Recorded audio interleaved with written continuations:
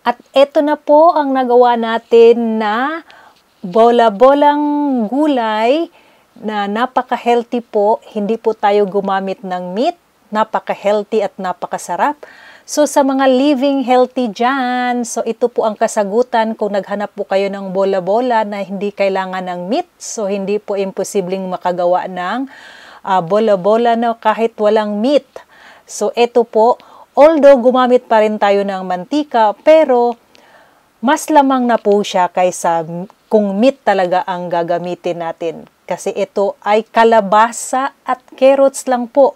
Ayan, makagawa na po tayo ng bola-bola. So, sa gusto nga malaman kung paano natin ginawa, panoorin lang po ang video at tapusin. At sundan lang po ang ating ginawa. Okay?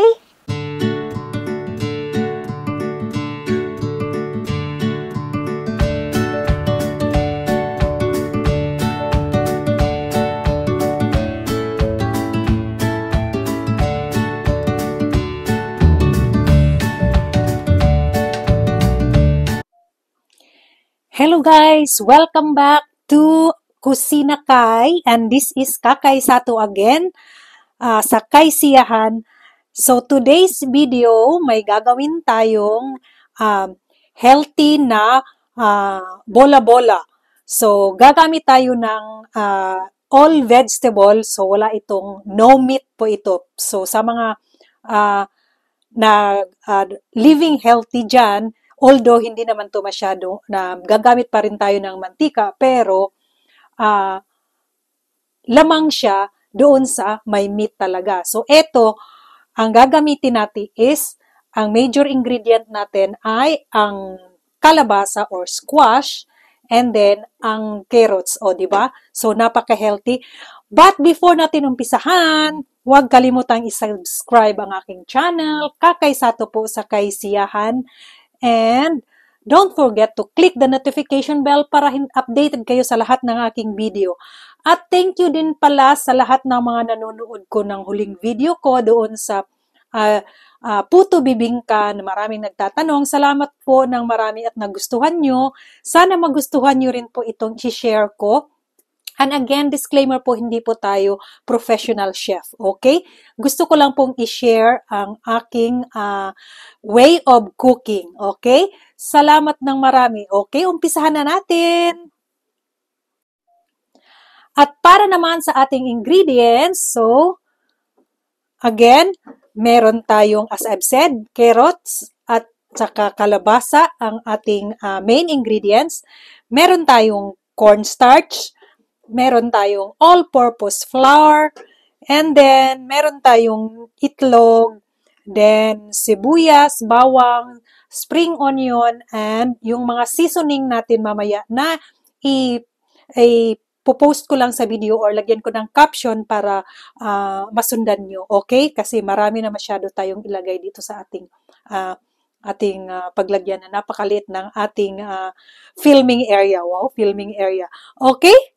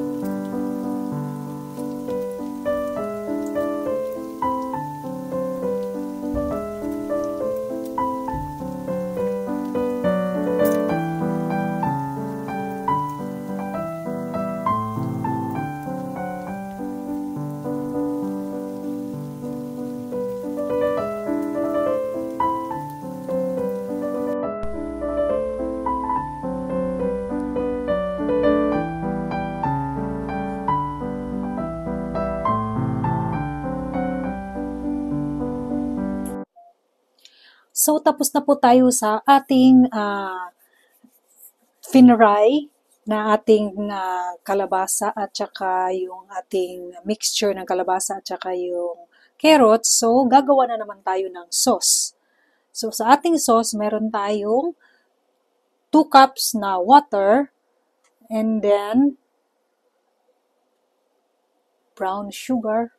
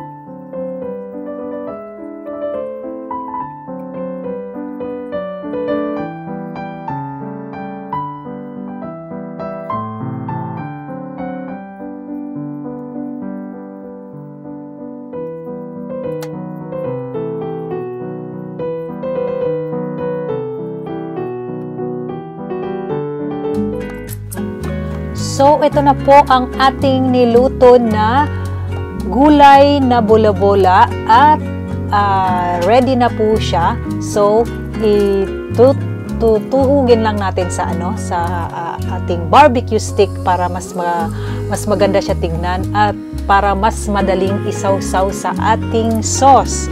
So, ayan na po ang ating squash and carrots na bola-bola. So, again, sa mga living healthy, ito po ang sagot kung naghahanap po kayo ng bola-bola na walang meat. So, gawin nyo lang po ang ginawa ko, sundan nyo lang po ang ating video at makagawa na kayo ng vegetable bola-bola. Okay? So, napakayami po niya at napakadali pong gawin. And makikita nyo lang po sa inyong kusina ang mga ingredients. Hindi po mahirap hanapin ang ating mga ingredients. So again, gayahin lang po ang ating ginawa para makagawa din kayo ng vegetable bola-bola. At sana nagustuhan nyo ang ating video today. So, sa mga hindi pa nakapag-subscribe sa ating channel, sana po isubscribe ninyo si Kakay Sato sa Kaisiyahan. At salamat sa mga nanonood. And thank you again for subscribing. Sa mga hindi pa po nakasubscribe, sana mag-subscribe na kayo. And until my next video, bye-bye everyone!